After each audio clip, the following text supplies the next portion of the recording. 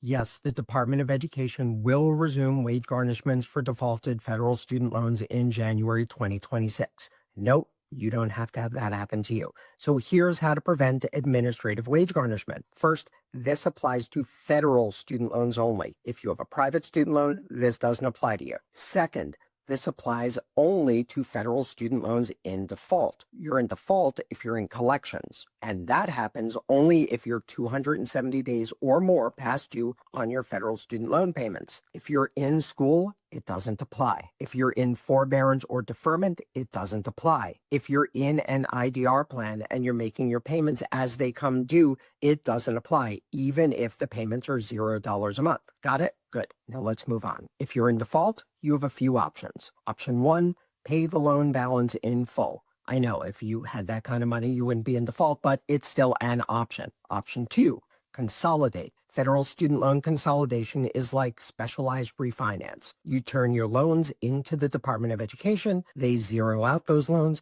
and they issue a brand new loan for the same balance and the same weighted interest rate. That new loan isn't in default, so no wage garnishment. Downside to consolidation, it's a brand new loan. So if you've been making payments and heading towards IDR forgiveness at the end of 20 or 25 years, you're going to be restarting the clock. If you're heading towards public service loan forgiveness, you may lose some of that time as well. So make sure that you double check what's going to happen if you were to consolidate. Option three, rehabilitation.